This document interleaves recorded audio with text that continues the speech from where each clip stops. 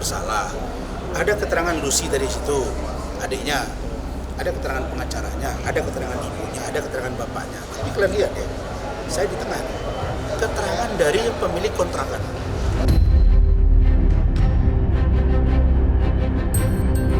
Kalau kita bicara tentang 2 orang DPO yang sudah dihapus oleh penyidik, ya kami dari SPI juga yakin gitu loh.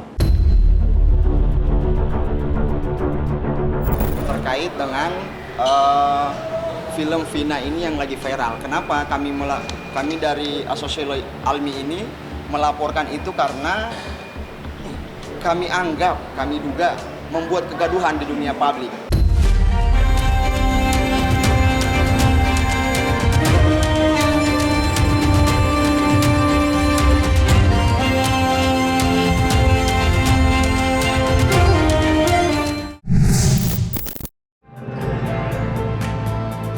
Kehebohan tentang teka-teki kasus Vina Cirebon sampai adanya dugaan salah tangkap para tersangka hingga kini masih terus gencar diperbincangkan oleh publik.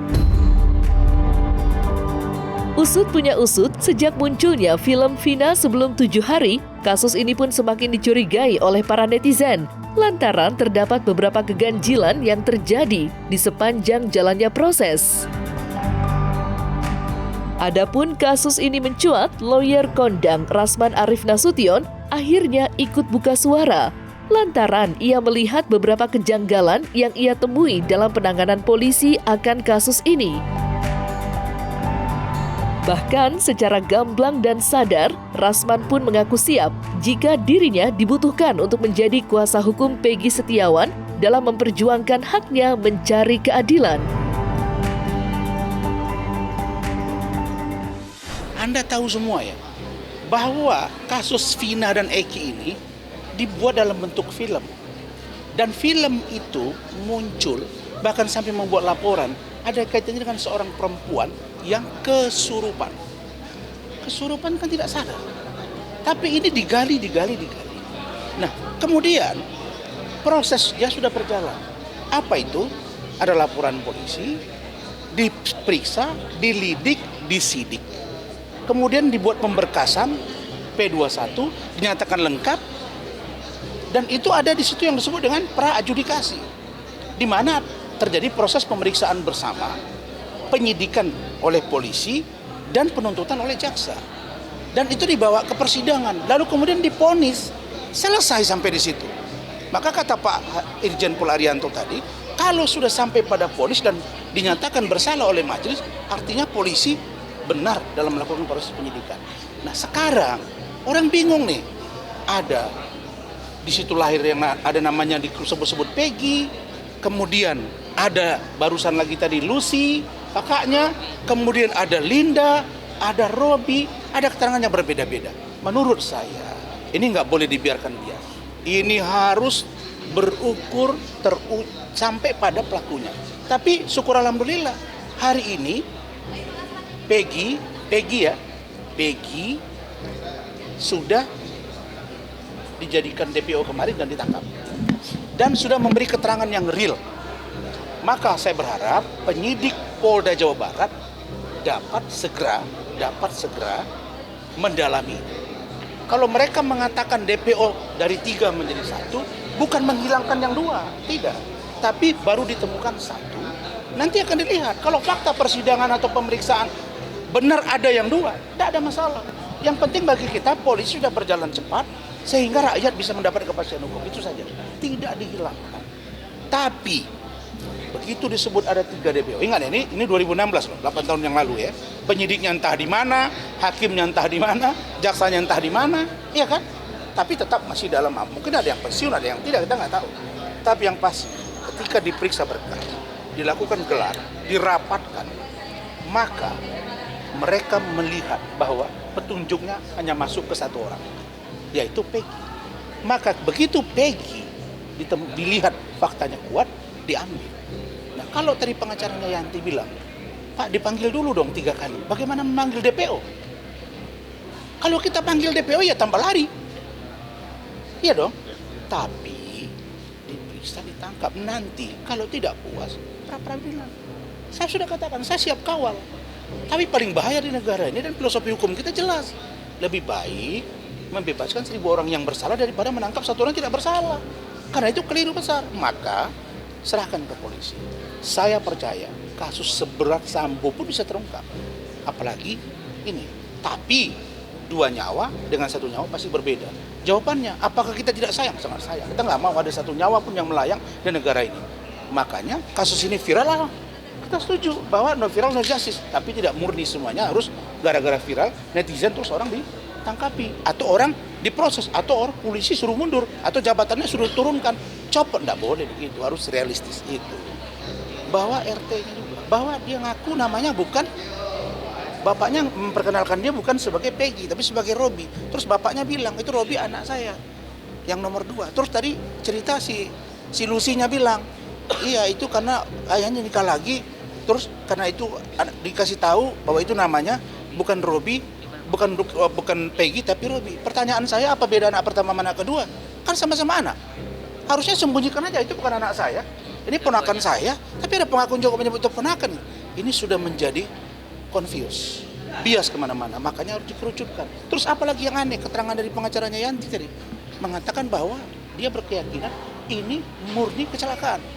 Lah, orang ada laporan polisi, ada diperiksa, disidik, kemudian dituntut, dihukum, sudah menjalani hukuman. Wah, ini tambah kacau kita. Maka saya katakan ini harus diperiksa ulang. Berarti ada sesuatu. Kalau begitu apa? Lakukan rekonstruksi ulang, lakukan pemeriksaan audit forensik semua. Kemudian lakukan pemeriksaan dari awal sampai akhirnya rakyat menemukan bahwa ini pelaku.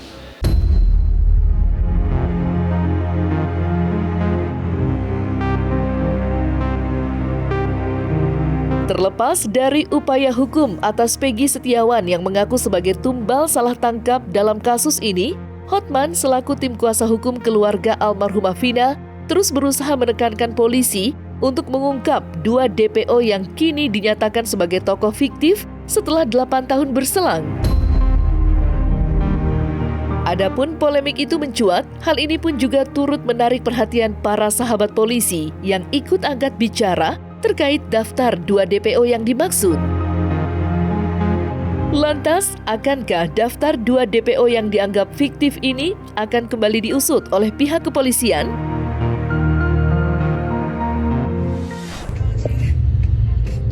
Kasus Vina Cirebon, Hotman Paris sebagai kuasa hukum keluarga Vina memberikan komentar atas berbagai isu di medsos. Yang pertama, 3 dari DPO baru 1 ketangkap, tapi jutaan komentar di medsos mengatakan seolah-olah bukan itu pelakunya. Mana yang benar kita belum tahu. Isu kedua sudah mulai tersebar di masyarakat, katanya 2 pelaku DPO ini adalah nama fiktif. Tidak benar ada orangnya. Pertanyaannya, nama 2 DPO ini, 3 DPO ini juga oleh 7 terpidana lainnya diuraikan secara jelas keterlibatannya di BAB.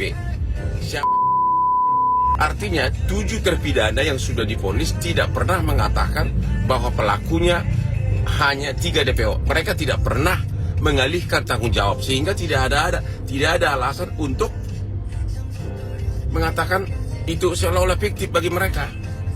Biasanya kita kalau menyebutkan nama orang sebagai pelaku, itu merupakan dalil bahwa seolah-olah saya bersih, orang lain yang melakukan. Tapi dalam BAP, orang itu mengaku sama-sama tidak bersih, sama-sama pelaku. Bahkan menyebutkan jenis motornya yang DPO ini, siapa bonceng siapa. Sehingga menjadi pertanyaan, apakah mungkin akan disebutkan fiktif 2 DPO? Kami kan datang hari ini memang menyampaikan dulu perkembangan kasus yang saat ini sedang kita tangani, kasus Vina. Dan kami menceritakan kronologis, kemudian dari segala hal sampai ke DPO, yang sampai hari ini juga kita sudah tahu bahwa ada 2 yang tidak ada. Nah, ini yang kami sampaikan ke Komnas HAM. Kemudian kalau perihal restitusi, itu nanti kami akan bicarakan terlebih dahulu dengan Pak Hotman, hasil dari pertemuan kami hari ini dengan Komnas HAM, begitu.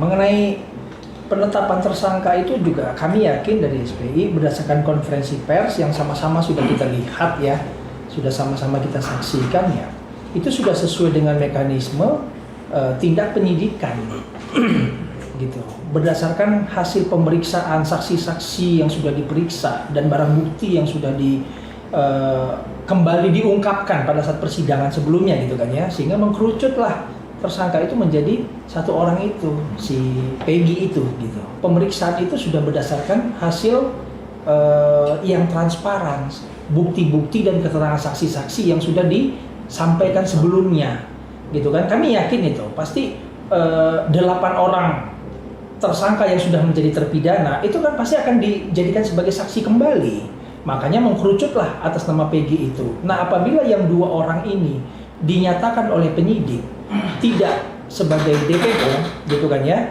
ya kami juga yakin itu sudah berdasarkan hasil pemeriksaan yang cukup komprehensif menurut kami gitu loh. Nah, kalau memang masyarakat merasa keberatan bahwa ini 2 DPO ini harusnya ada ini, katanya gitu kan ya.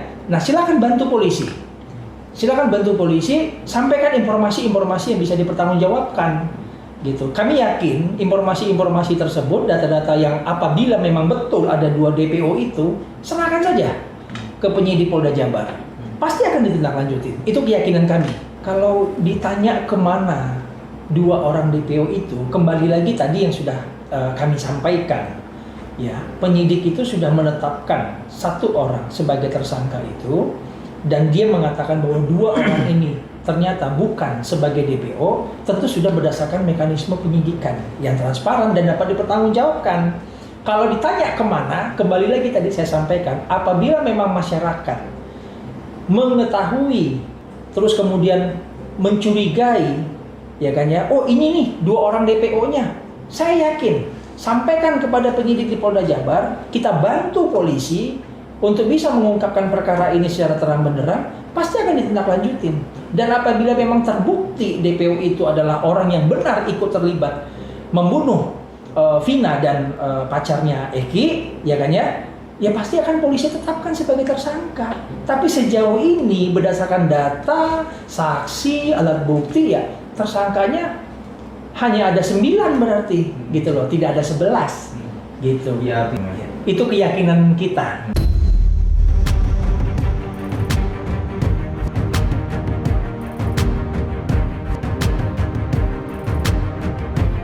Setelah muncul film yang mengisahkan meninggalnya gadis bernama Vina, siapa sangka hal tersebut justru dianggap sebagai biang kegaduhan oleh Asosiasi Lawyer Muslim Indonesia.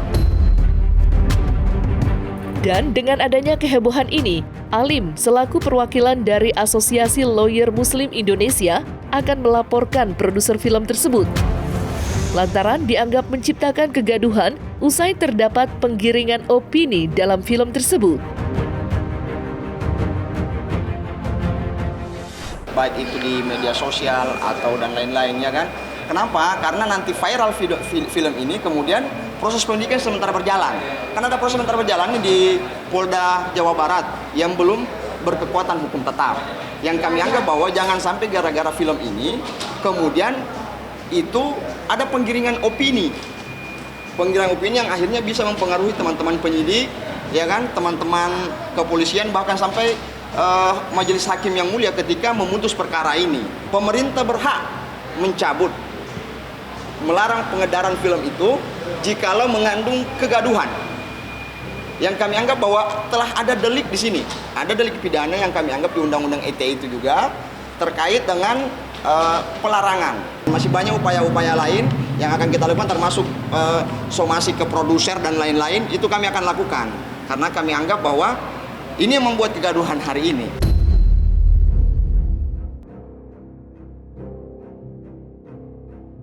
Yang menurut kami, film ini merupakan film yang kontroversi. Maka dari itu, poinnya ada 2.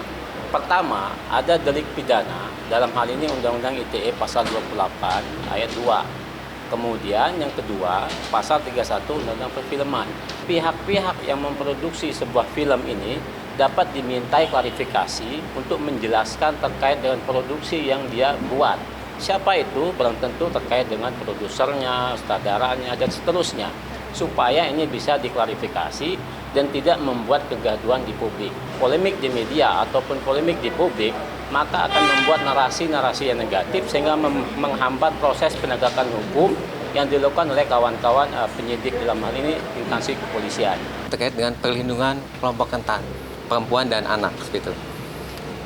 Terkait dengan kami ingin memastikan proses hukum yang adil terhadap kelompok rentan ini, perempuan dan anak sebagai korban Vina, gitu.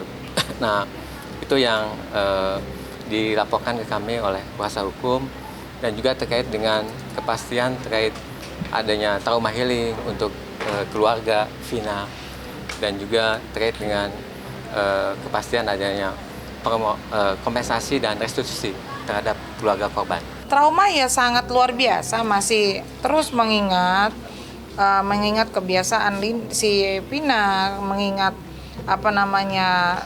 wajah Vina, kemudian mengingat luka dan penyiksaan yang dialami oleh Vina. Tentunya keluarga selalu terngiang-ngiang lah begitu. Ya, saya merasa sedih dan sakit karena anak saya itu tidak melakukan kejahatan seperti itu. Anak saya adalah tulang punggung keluarga saya buat ngasih makan adik-adik, tapi kok ia terkena fitnah segitu kejamnya gitu aja. Saya sih minta keadilan aja karena anak saya tidak bersalah. Sangat terpukul sekali, sedangkan anak saya juga tidak mungkin mempunyai otak sejahat itu. Anak saya orang nggak punya, anak seorang pembantu, nggak mungkin lah melawan seorang Eki, anak geng motor, juga anaknya polisi. Anak saya juga nggak mungkin mau ngebanggain apa sih dengan kemelaratannya dia, gitu aja. Semoga kasusnya cepat selesai aja sih, ini udah 8 tahun, masa cuma gara-gara film baru diangkat lagi gitu.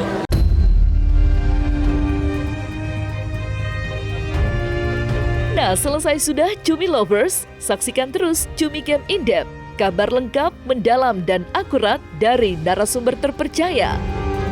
Dan jangan lupa untuk like, subscribe, dan juga share channel YouTube Cumi Cumi.